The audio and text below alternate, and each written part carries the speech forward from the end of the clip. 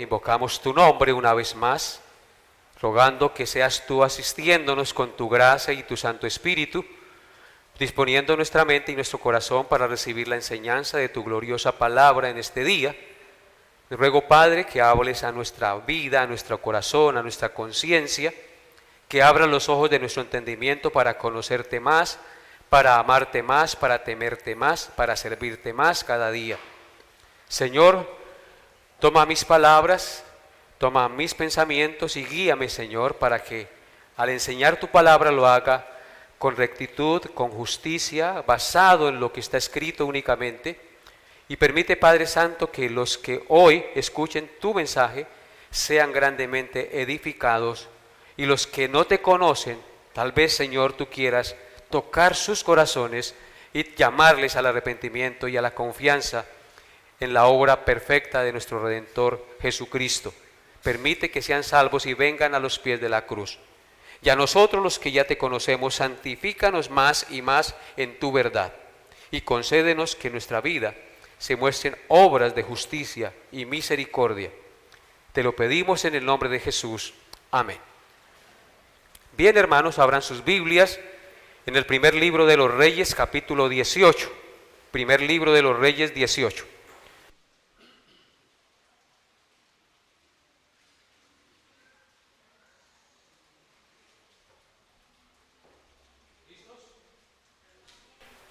Entonces, leemos los versículos 36 hasta el 40. Seguimos con el estudio de la vida del profeta Elías, ese estudio consecutivo de la vida de este gran profeta.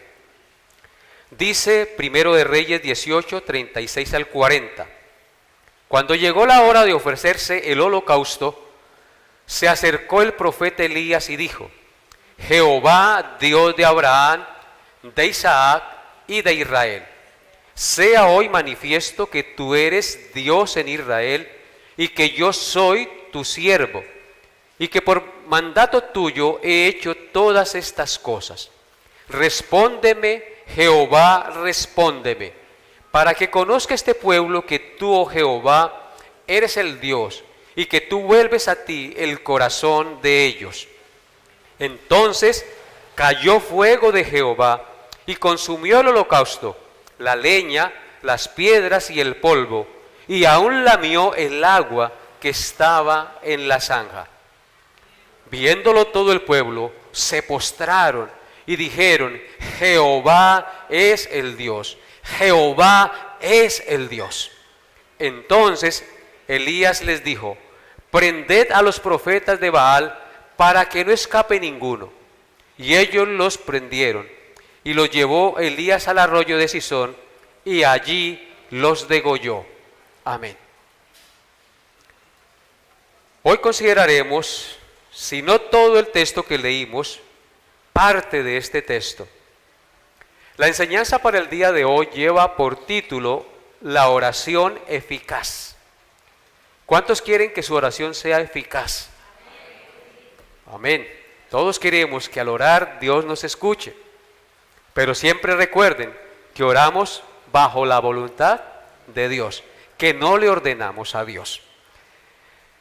En el estudio pasado de la vida del profeta Elías, vimos que después de que los profetas de Baal presentaron su ofrenda y clamaron por más de 6 horas y no hallaron respuesta de su falso Dios, ahora el profeta, en su turno de presentar el sacrificio, hizo acercar a la gente y de manera ordenada comenzó a restaurar el altar.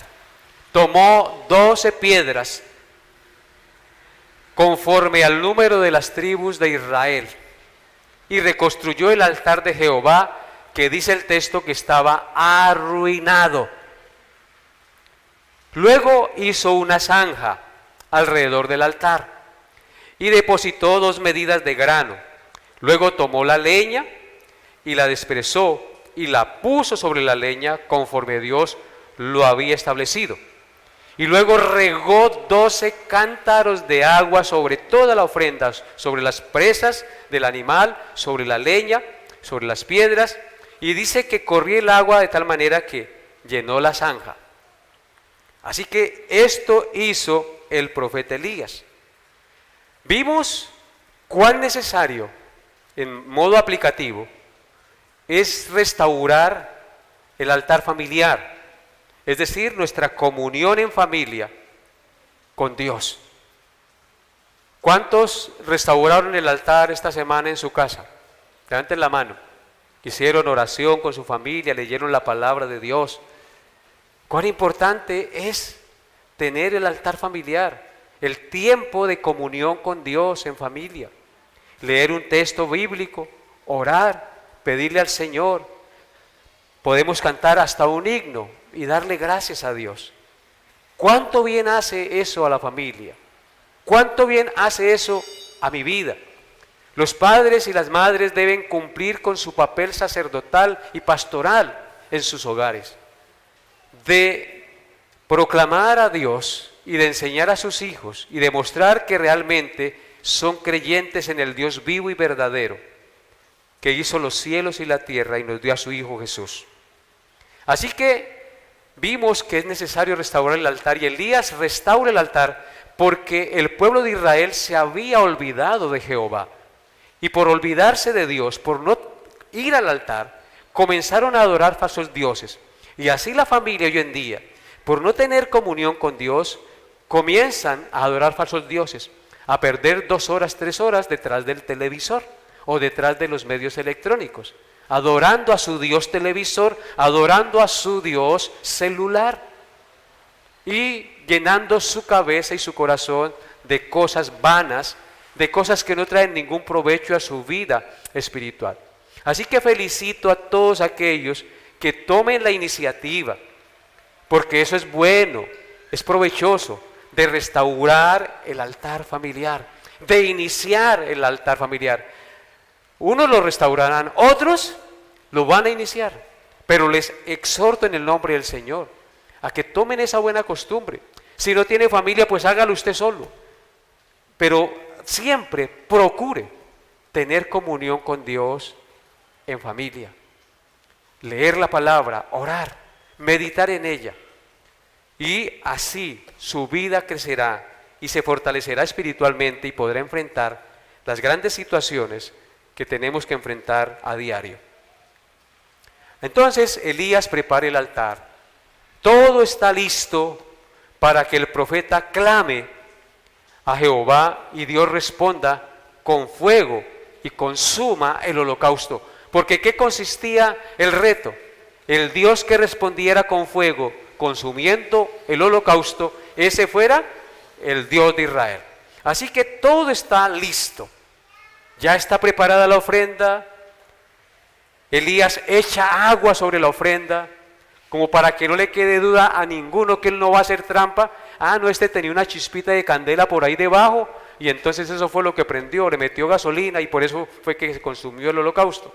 No, echó el agua y todo estaba preparado. No había posibilidad de que hubiese fraude. Y por eso Elías hace acercar al pueblo. Versículos 36 y 37. Dice, cuando llegó la hora, ¿sí notan?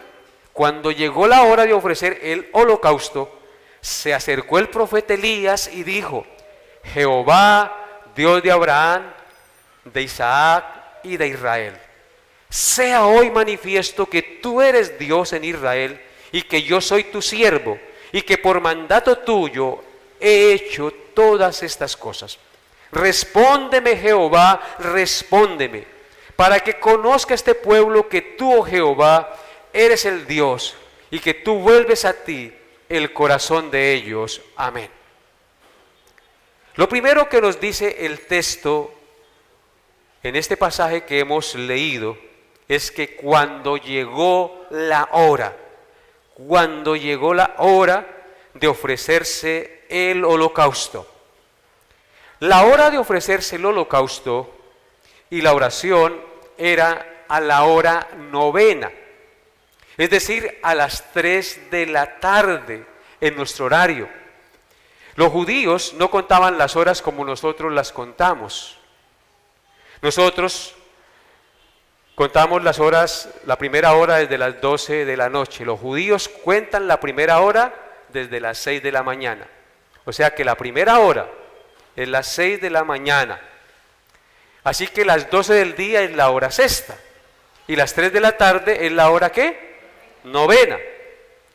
Entonces los israelitas ofrecían el sacrificio o las ofrendas vespertinas a la hora novena, es decir, a las 3 de la tarde. Y esto es muy significativo, porque aunque Elías estaba lejos del templo, él tenía comunión con el sentir de lo que Dios había establecido. Y a la hora novena ofrece el sacrificio. Y es muy significativo también porque precisamente nuestro Señor Jesucristo, quien fue la ofrenda perfecta por nuestros pecados, murió en la cruz a las 3 de la tarde, es decir, a la hora novena, a la hora del sacrificio vespertino, murió por los pecados del pueblo. Así que este sacrificio ofrecido por el profeta Elías no solamente evidenciaría que Jehová era el Dios verdadero, sino que también tipificaba la ofrenda de Cristo, el cual se entregaría como el sacrificio perfecto y expiatorio por nuestros pecados posteriormente. Vaya conmigo a Marcos capítulo 15, versículos 25 al 39. Marcos 15, 25 al 39. Dice la palabra de Dios, verso 25. Era la hora tercera cuando le crucificaron. ¿Qué horas eran? La hora tercera, cuando le crucificaron. O sea que, ¿a qué hora le crucificaron al Señor? A las 9 de la mañana. Y murió a las 3. ¿Cuánto tiempo duró colgado en la cruz? 6 horas. Dice, era la hora tercera cuando le crucificaron. Y el título escrito en su causa era, el Rey de los Judíos. Crucificaron también con él a 2 ladrones, uno a su derecha y otro a su izquierda. Y se cumplió la escritura que dice, fue contado con los inicuos. Y los que pasaban le injuriaban, meneando la cabeza, diciendo, va, tú que derribas el templo de Dios y en 3 días lo edificas, sálvate a ti mismo y desciende de la cruz. De esta manera también los principales sacerdotes, escarneciendo, se decían unos a otros con los escribas, a otros salvó, a sí mismo no se puede salvar. El Cristo Rey de Israel desciende ahora de la cruz para que veamos y creamos.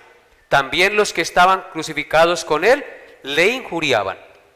Cuando vino la hora sexta, hubo tinieblas sobre la tierra hasta la hora novena.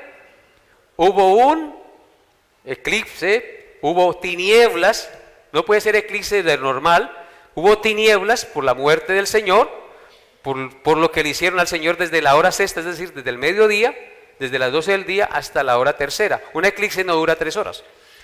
Hubo tinieblas sobre la tierra hasta la hora novena. Y a la hora novena Jesús clamó a gran voz diciendo, Eloi, Eloi, lama sabactani, que traducido es, Dios mío, ¿por qué me has desamparado? ¿Qué estaba sufriendo el Hijo de Dios en esos momentos? La ira de Dios. El Padre se había separado y lo estaba castigando en su humanidad, en lugar de todos nosotros. Él cargó los pecados nuestros sobre él y la ira de Dios cayó sobre él, a tal punto que el Hijo dijo, ¿por qué me has desamparado? El Hijo y el Padre nunca se habían separado en la eternidad, pero por causa de nuestros pecados, tomando nuestro lugar, Él recibió la ira de Dios. El justo castigo que usted y yo merecíamos recibir, el justo por los injustos, para llevarnos a Dios. Y algunos de los que estaban allí decían al oírlo, mirad, llama ¿a quién? A Elías. ¿No les parece significativo? Que aún los que estaban allí entendían que Elías era un gran profeta. De hecho, vieron también a Juan el Bautista como el Elías. Y dice, llama a Elías. Y corrió uno, y empapando una esponja en vinagre, y poniéndola en una caña, le dio a beber, diciendo, dejad, veamos si viene Elías a bajarle. Mas Jesús, dando una gran voz, expiró, entregó su espíritu, murió. Entonces el velo del templo se rasgó de arriba a abajo. Y el centurión que estaba frente a él, viendo que después de clamar había expirado, así dijo, verdaderamente este hombre era hijo de Dios. ¿Qué estaba haciendo Elías allí al ofrecer el sacrificio? Estaba tratando, y se iba a evidenciar que Jehová era el Dios verdadero. ¿Qué pasó con el sacrificio de Cristo? ¿Qué clamó este centurión cuando vio que Cristo murió y expiró? ¿Qué entendió? Que ese era el Hijo de Dios, que ese era el Salvador.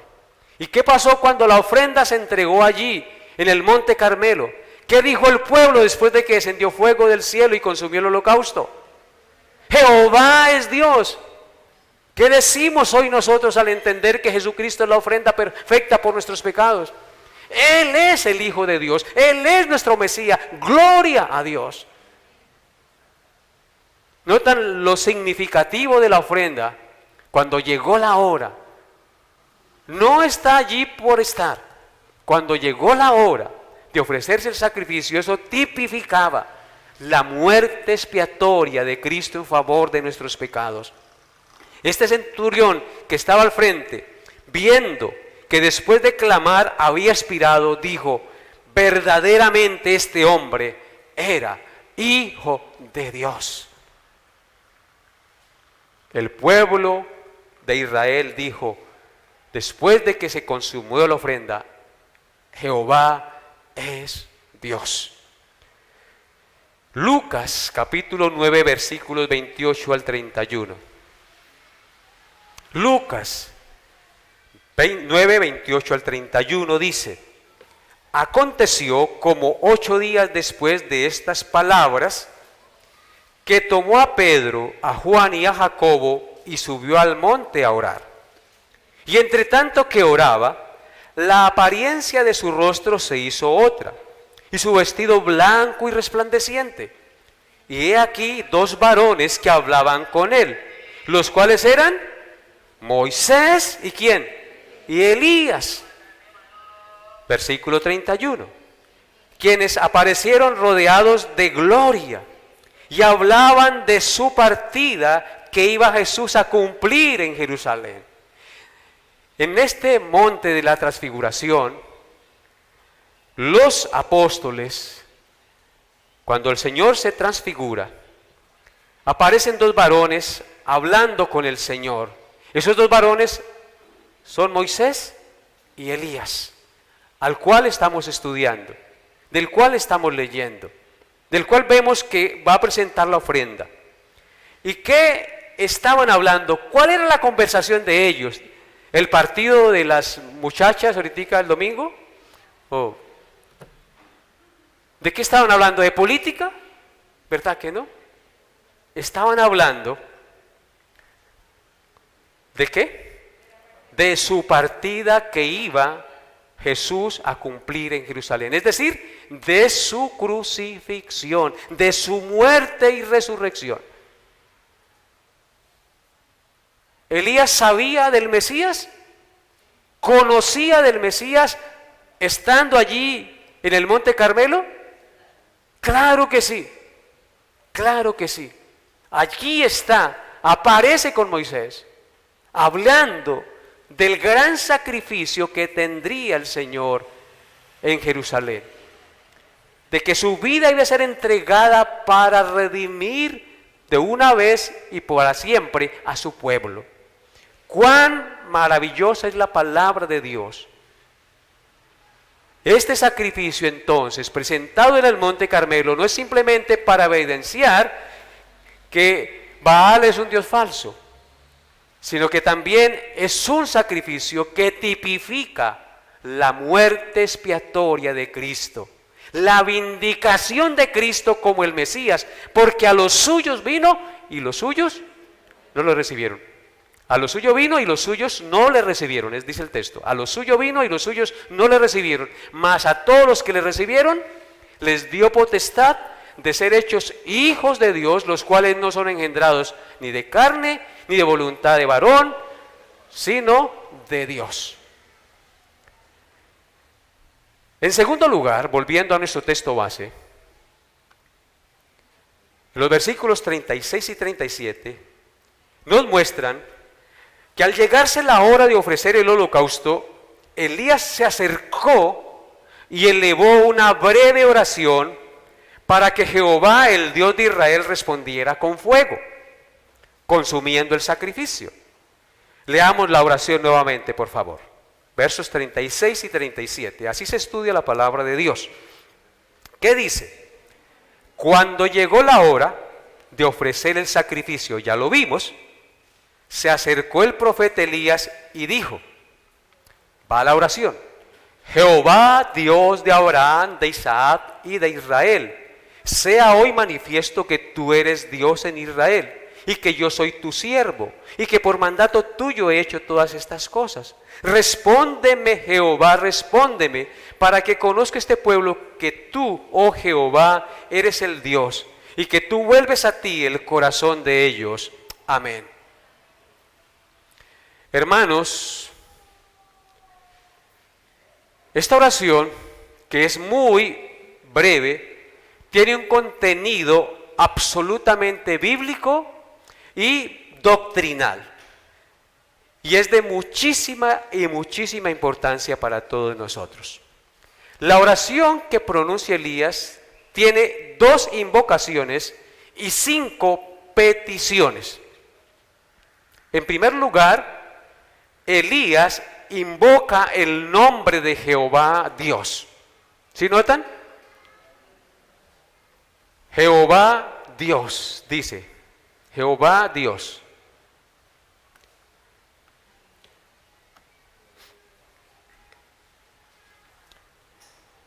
Jehová Dios, el nombre de Jehová Dios quiere decir Supremo Señor, autoexistente, eterno, todopoderoso. O sea que, ¿qué está reconociendo Elías? Que Jehová es el Supremo Señor, que es autoexistente, que existe por sí mismo, que no necesita del sol, de la tierra, ni del oxígeno, ni del alimento. Él es autoexistente, tiene vida en sí mismo. Además de eso, es eterno y es todopoderoso, etcétera, etcétera. Y póngale todos los atributos que usted quiera. En su invocación, Elías reconoce que invoca al Dios de los patriarcas también. Elías reconoce que el Dios que invoca es el Dios de los patriarcas, porque dice Jehová, Dios de Abraham, de Isaac y de Israel, de donde provienen las 12 tribus de las cuales viene la nación de Israel. Al invocar el nombre de Jehová como el Dios de Abraham, Isaac y de Israel, está reconociendo que Jehová es el Dios del pacto, es decir, aquel que llamó a Abraham de manera soberana y al cual le prometió darle la tierra prometida y hacer de él una gran nación y bendecir en él a todas las familias de la tierra.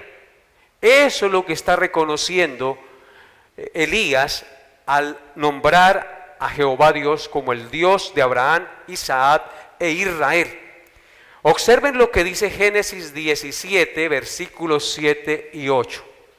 Génesis 17, versículos 7 y 8 dice: y estableceré mi pacto entre mí y ti, y tu descendencia después de ti en sus generaciones, por pacto perpetuo, para ser tu Dios, y el de tu descendencia después de ti. Y te daré a ti y a tu descendencia después de ti la tierra en que moras, toda la tierra de Canaán en heredad perpetua, y seré el Dios de ellos. Amén.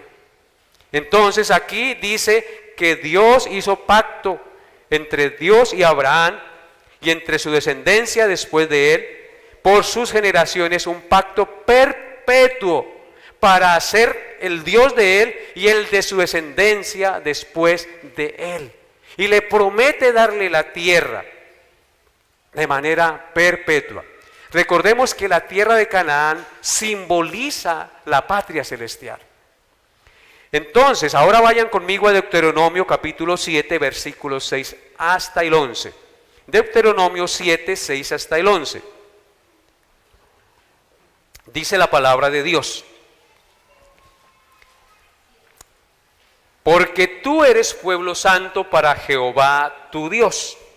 Jehová tu Dios te ha escogido para hacerle un pueblo especial, más que todos los pueblos que están sobre la tierra. No por ser vosotros más que todos los pueblos os ha querido Jehová y os ha escogido, pues vosotros erais el más insignificante de todos los pueblos, sino por cuanto Jehová os amó y quiso guardar el juramento que juró, ¿a quiénes? A vuestros padres. ¿Cuáles padres serían allí? Abraham, Isaac y Jacob.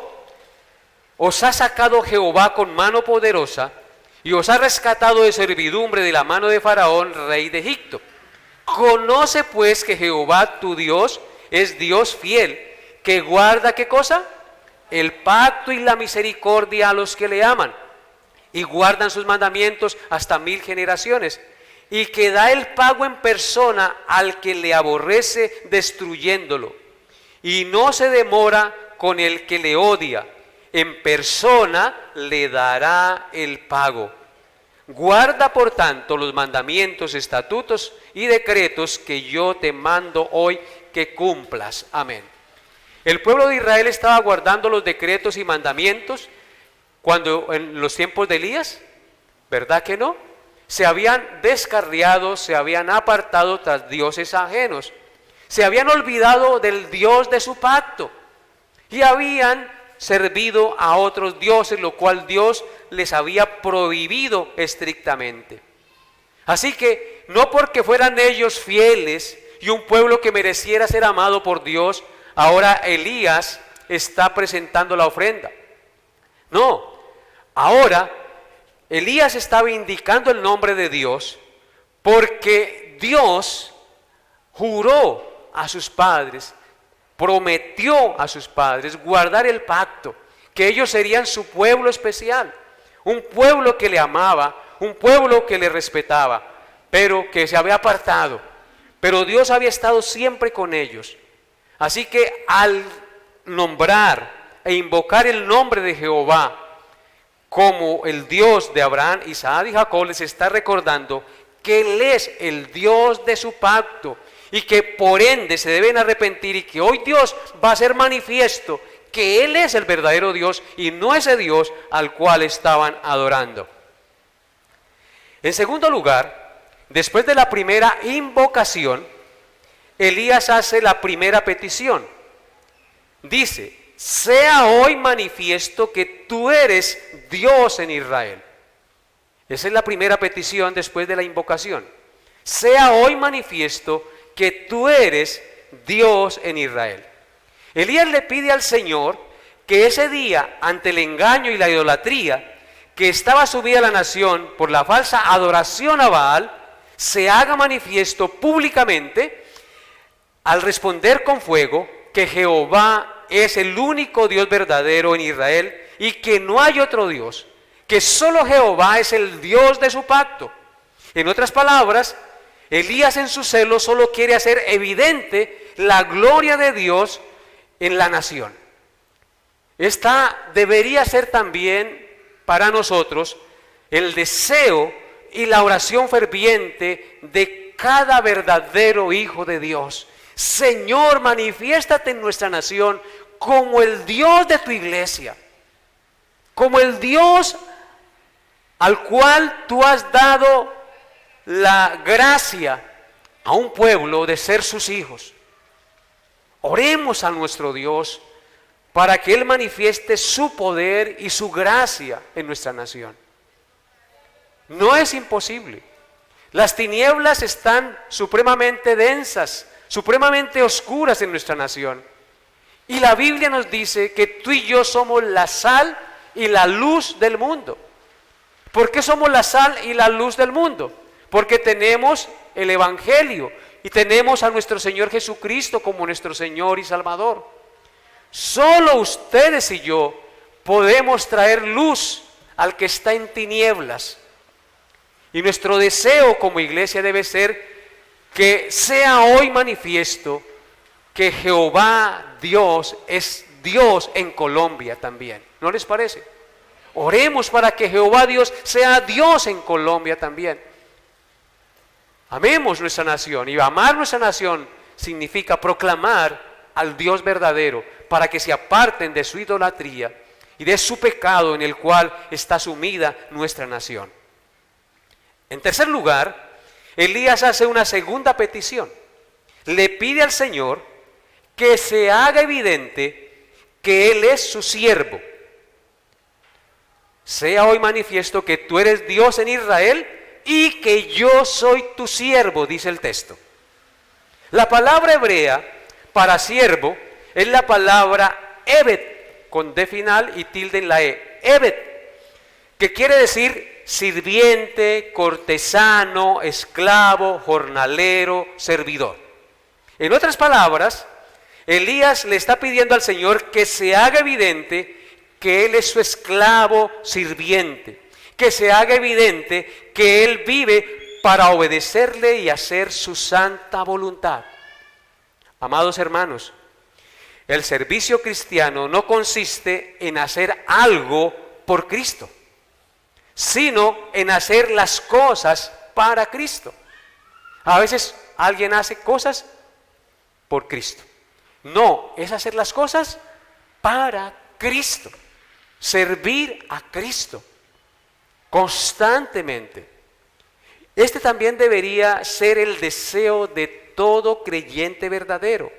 Que la gente pueda ver en nosotros que realmente somos siervos de Dios. Compañeros de ministerio que me escuchan en esta mañana.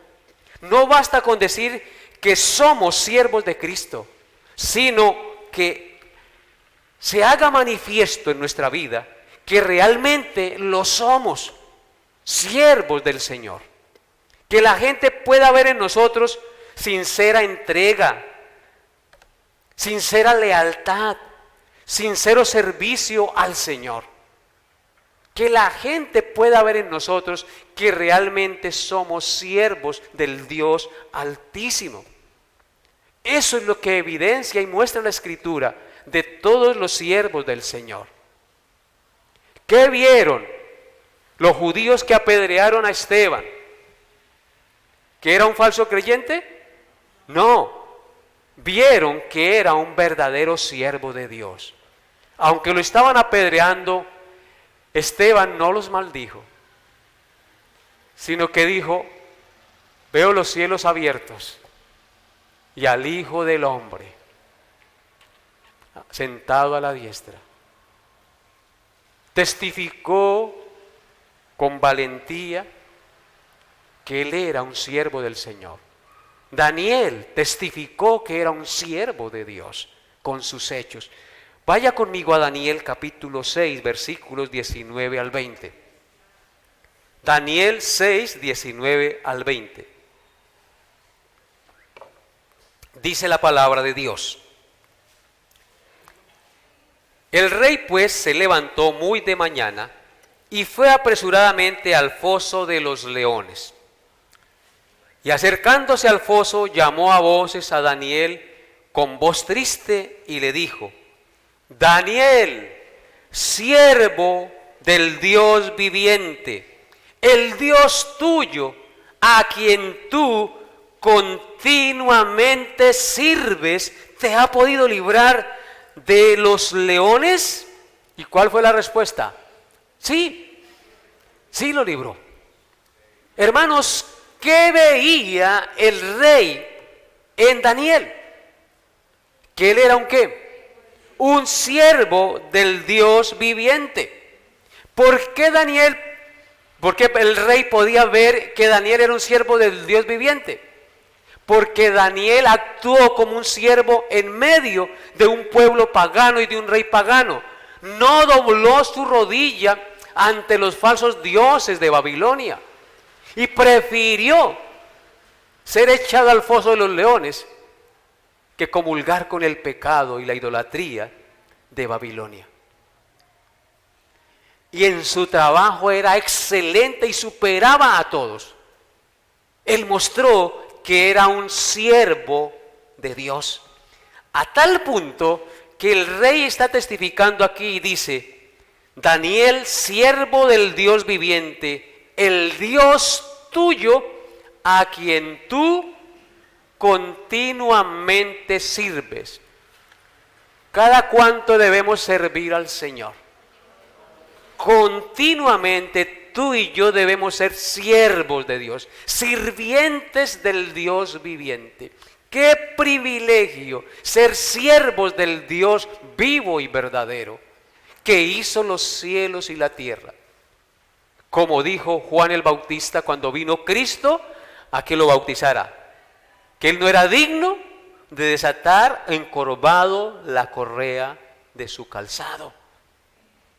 Hermanos, ¿no hay mayor privilegio para un hombre pecador que haber sido redimido por la sangre de Cristo y convertirnos en siervos del Dios vivo y verdadero?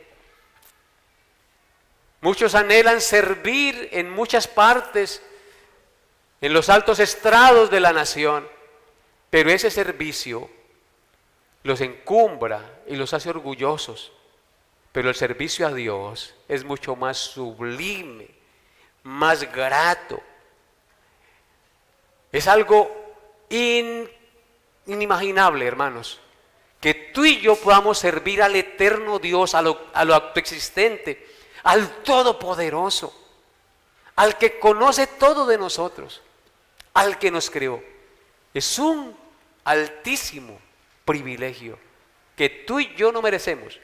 ¿Qué es lo que merecemos nosotros realmente por nuestro pecado? Ser destituidos de su gloria, pero por su gracia y amor, Él nos ha salvado y nos ha hecho siervos. Está sirviendo al Señor. Y muchos creen que solamente se sirve en la iglesia cuando recojo las sillas o predico o hago cualquier oficio en la iglesia. Sí, eso es una partecita. El servicio a Dios es constante y en todo tiempo e indica vivir en novedad de vida, en buenas obras, como veíamos hoy en el autoexamen. Vivir para la gloria de Dios, vivir haciendo lo que es recto y justo delante de sus ojos, procurando el avance del reino de Dios sobre la tierra, la proclamación de Jesucristo como el único medio de salvación para el hombre pecador. ¿Amén? Ok. En cuarto lugar, Elías hace una tercera petición. Le pide al Señor que se pueda evidenciar ante la nación que Él ha hecho todas las cosas por mandato de Dios. Luego dice, y que por mandato de Dios, o que por mandato tuyo, he hecho todas estas cosas. Esa es la tercera petición. Señor, permite que se evidencie que por mandato tuyo he hecho todas estas cosas. En otras palabras, Elías le pide que se evidencie que él no ha actuado según su voluntad, sino según la voluntad de Dios.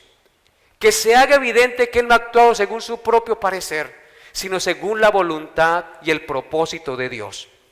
Que la gente sepa que fue por mandato de Dios que él oró para que no lloviera sobre la nación de Israel, que fue por mandato de Dios que se había ido a esconder al arroyo de Querit para ser allí alimentado por los cuervos, con pan y carne por la mañana y pan y carne por la tarde, que fue por mandato de Dios que se fue a Sarepta de Sidón para ser alimentado allí por una viuda pobre. Que sepa la gente que él resucitó al hijo, no porque él tenía, al hijo de la viuda, no porque él tenía poder, sino por mandato y el poder de Dios. Y que fue por mandato de Dios que él fue y se presentó ante el rey Acab para desafiarlo con sus sacerdotes falsos a ver quién era el Dios verdadero de Israel. Así que fue por mandato de Dios que él hizo todas estas cosas. Y él quiere que se haga evidente en la nación que él no está actuando por cuenta propia, sino que está actuando conforme a lo que Dios le había mandado. En otras palabras, el profeta quiere que la nación sepa que él es un siervo de Dios, que hace las cosas conforme al Señor le ha mandado y no según su propio parecer. Y es que esa es la actitud y el proceder de todo verdadero hijo de Dios. No debemos actuar de acuerdo a nuestras ideas, de acuerdo a nuestros principios, de acuerdo a lo que creemos, sino de acuerdo a lo que Dios dice en su santa palabra, hermanos. Vean unos ejemplos. Génesis 6, versículos 13 al 22. Génesis 6, 13 al 22. Estamos en el contexto de la construcción del arca de Noé para que se salvase con su familia. Dice Génesis 6, 13 al 22. Dijo pues Dios a Noé: he decidido el fin de todo ser, porque la tierra está llena de violencia a causa de ellos, y aquí yo los destruiré con la tierra. Hazte un arca de madera de gofer, harás aposentos en el arca y la calafetarás con brea por dentro y por fuera. Y de esta manera la harás: de 300 codos la longitud del arca, de 50 codos su anchura y de 30 codos su altura. Una ventana harás al arca y la acabarás a un codo de elevación por la parte de arriba. Y pondrás la puerta del arca a su lado y le harás piso bajo, segundo y tercero. Y he aquí que yo traigo un diluvio de agua sobre la tierra para destruir toda carne en que haya espíritu de vida debajo del cielo. Todo lo que hay en la tierra morirá. Mas estableceré mi pacto contigo y entrarás en el arca tú, tus hijos, tu mujer y las mujeres de tus hijos contigo. Y de todo lo que vive, de toda carne, de cada especie, meterás en el arca para que tenga vida contigo, macho y hembra serán. De las aves según su especie, y de las bestias según su especie, de todo reptil de la tierra según su especie. 2 de cada especie entrarán contigo para que tengan vida. Y toma contigo de todo animal, de todo alimento que se come, y almacénalo y servirá de sustento para ti y para ellos. Y escuchen lo que dice el verso 22. Y lo hizo así Noé, hizo conforme a todo lo que Dios le mandó. Dios le dio instrucciones claras, precisas y meticulosas de cómo construir el arca, de las especies de animales que debía traer y de los alimentos que debía recolectar. No era una tarea fácil. Sin embargo, Noé testifica la Escritura que hizo conforme a todo lo que Dios le mandó.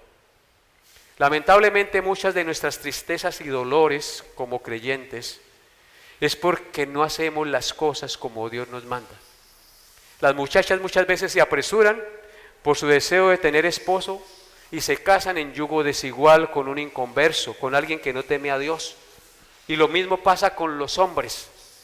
Por su afán de tener mujer, se casan con una mujer que no teme a Dios y resultan descarriados, apartados del temor al Señor y de su palabra. ¿Por qué? Porque no hacen las cosas como Dios manda. sino que actúan según su propio parecer. Eso yo lo convierto después, eso yo la convierto después. ¿Cómo no? Es al contrario, hermanos. El inconverso siempre como que trata de influenciarlo a uno y de arrastrarlo por el camino del error. Muchas de nuestras tristezas y dolores son por eso, hermanos, porque no hacemos las cosas como Dios nos manda, sino que obviamos sus mandamientos, sus instrucciones y hacemos como nos parece. Y hay muchos ejemplos más. Abraham también hizo conforme Dios le mandó, Moisés hizo conforme Dios le mandó. Y el Señor Jesucristo dice en San Juan 15:14, escuchen, vosotros sois mis amigos si hacéis lo que yo os mando. San Juan 15:14, vosotros sois mis amigos si hacéis lo que yo os mando. ¿Cómo somos amigos de Dios? Cuando hacemos lo que Él nos manda. Y en San Juan 14:15 dice, si me amáis, guardad mis mandamientos. ¿Cómo sé si yo amo al Señor? Si guardo sus mandamientos. Y en quinto lugar, Elías en su oración hace una segunda invocación. Versículo 37. Respóndeme, Jehová, respóndeme. Esa es una invocación, no es una petición, es una invocación. ¿Qué dice Elías? Respóndeme, Jehová, respóndeme. Esto quiere decir que Elías tenía un profundo celo porque se manifieste el poder de Jehová con el fuego divino, porque él no es como el Dios falso Baal, que por más que clamaron sus profetas, no hubo respuesta para ellos. Pero Elías está convencido que Jehová no es como Baal. Baal, respóndenos. ¿Y cuánto tiempo duraron los profetas de Baal haciendo eso? Más de 6 horas. Pero Elías dice, respóndeme, Jehová, respóndeme, invoca. Él quiere que responda y se haga evidente que Él no es como el Dios Baal, sino que es un Dios que al clamar sus hijos, Él responde. En sexto lugar, el profeta hace una cuarta petición, en la cual nuevamente desea que el Señor responda con fuego, para que este pueblo de Israel reconozca y sepa y entienda que tú, Jehová, eres el Dios verdadero. Si notan lo que dice el verso 37, respóndeme, Jehová, respóndeme, para que conozca este pueblo que tú, oh Jehová, eres el Dios. ¿Cuál era el deseo de Elías? Que el pueblo conociera públicamente que Él era el Dios verdadero. Todo verdadero siervo de Dios, mis amados, debe enfocar siempre sus oraciones y sus acciones para que el pueblo de Dios, que puso bajo su cuidado, conozca cada día más al Dios verdadero y a Jesucristo a quien Él ha enviado. ¿Cuál es mi propósito como pastor? Que ustedes conozcan cada día más y se convenzan cada día más que Jesucristo es su Salvador y que Jehová es el Dios verdadero, el Padre de nuestro Señor Jesucristo. Y todos los esfuerzos de un siervo de Dios deben ir enfocados a eso. Que este pueblo conozca que tú eres el Dios verdadero. Ese debe ser nuestro anhelo y nuestro deseo. Que cada día más se conozca más al Dios verdadero y a Jesucristo a quien Él ha enviado. De hecho, San Juan 17:3 dice que en eso consiste la vida eterna. En esto consiste la vida eterna. Que te conozcan a ti, el único Dios verdadero, y a Jesucristo a quien has enviado. Y los siervos de Dios deben enfocarse siempre en eso, que conozcan a Dios, que amen a Dios, que teman a Dios y que sirvan a Dios. Si ese no es el propósito de un siervo de Dios, pues está en el lugar equivocado.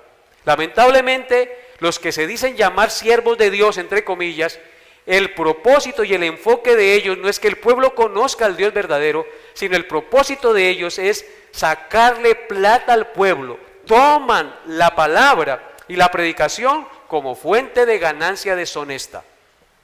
Y eso es triste y lamentable. Y por eso el nombre de Cristo es blasfemado entre los gentiles por causa de los falsos predicadores y profetas que hoy pululan por diferentes partes del mundo, engañando y sacando provecho económico con su manipulación y moviendo las emociones de la gente. Y en séptimo y último lugar, el profeta hace una quinta y última petición. Recuerde, son dos invocaciones y 5 peticiones. Así que en séptimo y último lugar el profeta hace una quinta y última petición.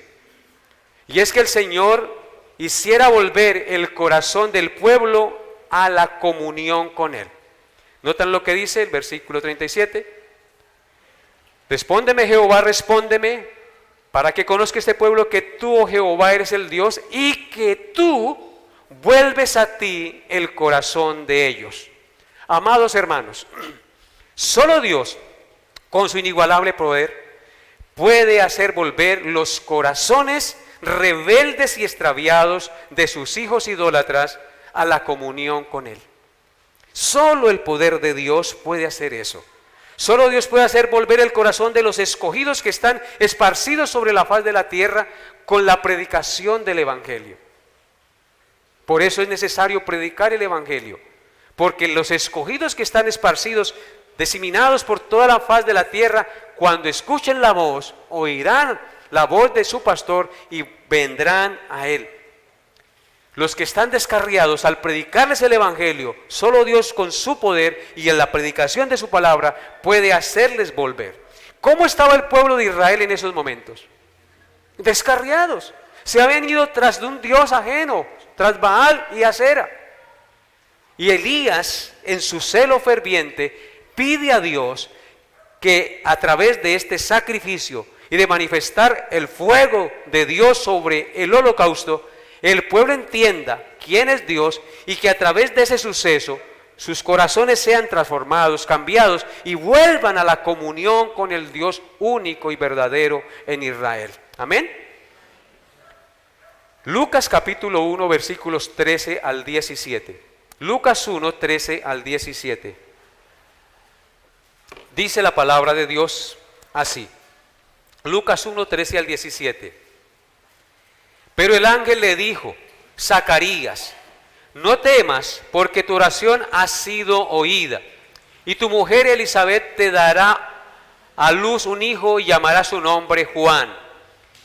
Y tendrás gozo y alegría, y muchos se regocijarán de su nacimiento, porque será grande delante de Dios, no beberá vino ni sidra, y será lleno del Espíritu Santo aún desde el vientre de su madre.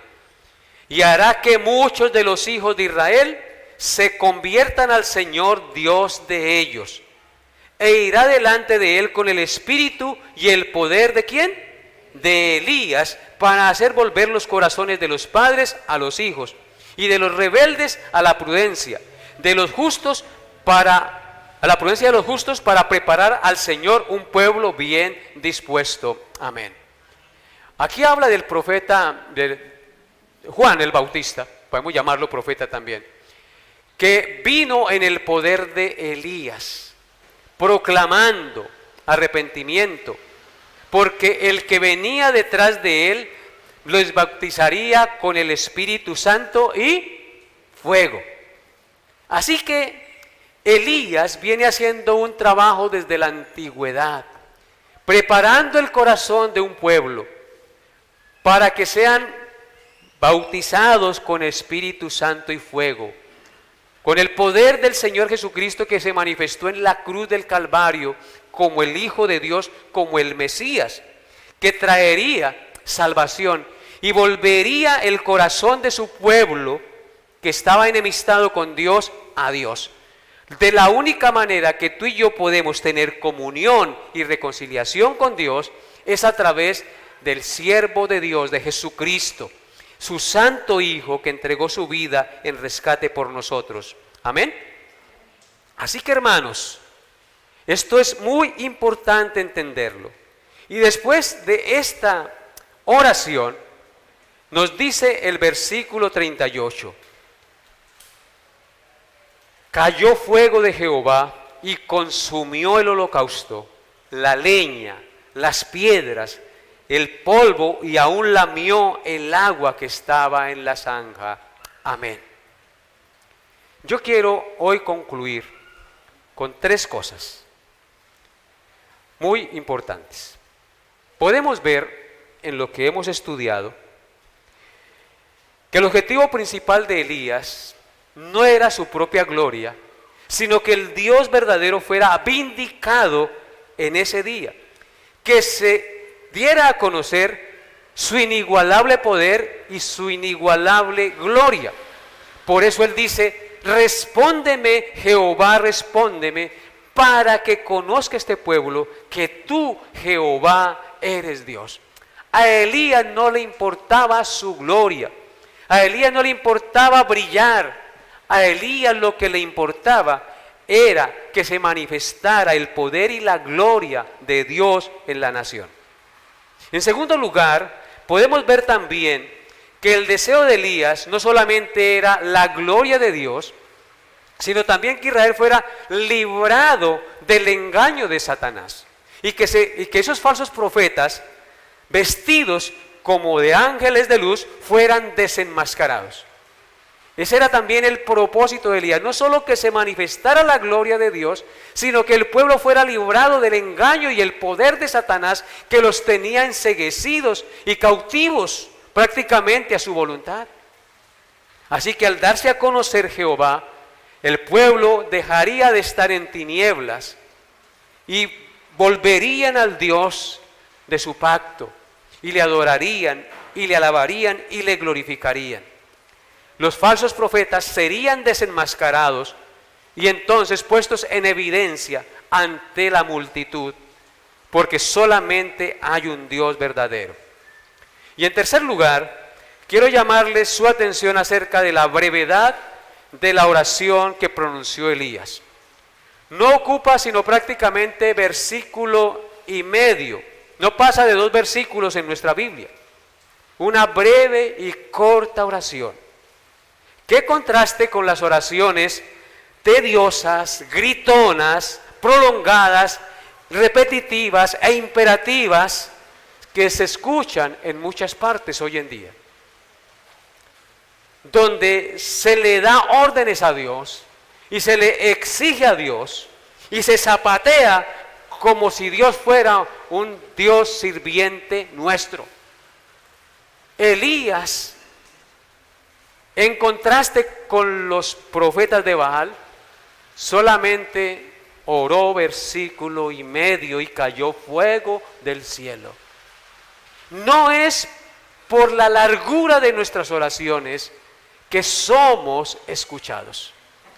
No es por la palabrería que somos escuchados. Es por la fe, la convicción, hermanos, por la certeza y la seguridad de que Dios es real, de que Dios es eficaz y es verdadero en todas las cosas. Esto de la gritería, de la palabrería, de lo tedioso de muchas oraciones, es precisamente la característica de los fariseos, que por pretexto, dice la Escritura, hacían largas oraciones y para impresionar a la gente con su aparente espiritualidad y sus oraciones largas. Yo no estoy cuestionando aquí que se ore largamente. Lo que estoy diciendo aquí es que nosotros no somos oídos por las palabrerías. Nosotros somos oídos por la fe y la confianza que tenemos en Cristo, en el cual nos presentamos y tenemos acceso al trono de su gracia, y que teniendo conciencia de que Dios conoce la intención de nuestro corazón, venimos a Él en sinceridad, hermanos, y presentamos nuestra petición a Él de manera reverente, pero en fe, en certeza de que Él nos escucha, y sea que Él responda o no responda, se hará su voluntad en lo que nosotros pidamos. Al hacer un estudio de las oraciones que hay en la Biblia, nos daremos cuenta que no son oraciones largas ni tediosas, sino oraciones cortas, sencillas, respetuosas, con un alto contenido de fe, de significado bíblico y teológico. No es por la palabrería y la duración de las oraciones que somos escuchados. Es por la fe, por la devoción, la entrega y el deseo sincero de que Dios sea glorificado, que nuestras oraciones son escuchadas.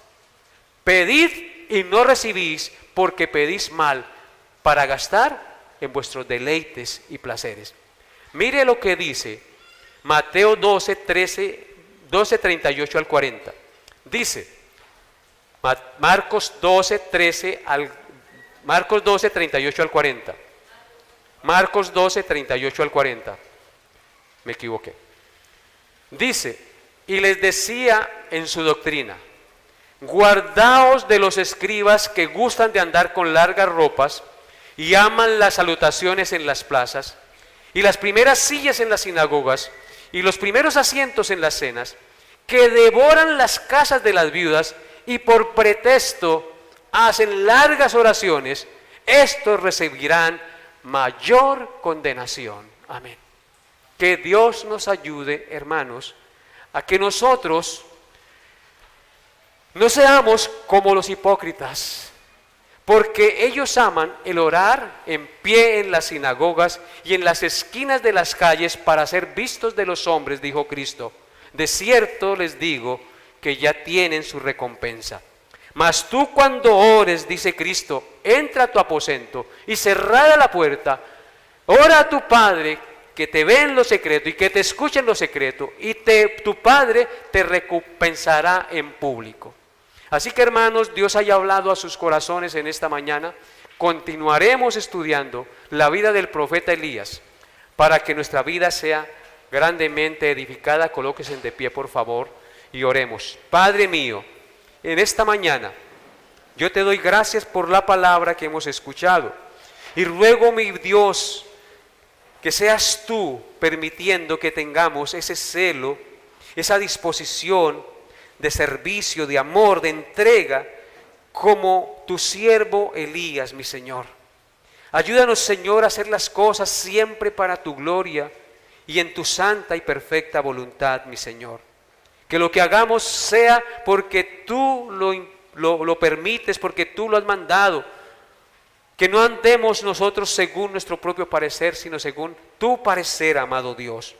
Suplicamos en esta mañana, seas tú abriéndonos entendimiento y permitiéndonos cada día comprender más cuál es tu santa y perfecta voluntad para nuestras vidas, Padre Santo. Gracias por habernos hablado y gracias por hablar hoy al corazón de los que no te conocen y por mostrarse como el único y suficiente Señor y Salvador. Te pedimos, Dios, que nos dé la gracia de vivir una semana conforme a tu voluntad, que al salir de este lugar tú nos lleves en tu cuidado y protección. En el nombre de Jesús. Amén y amén.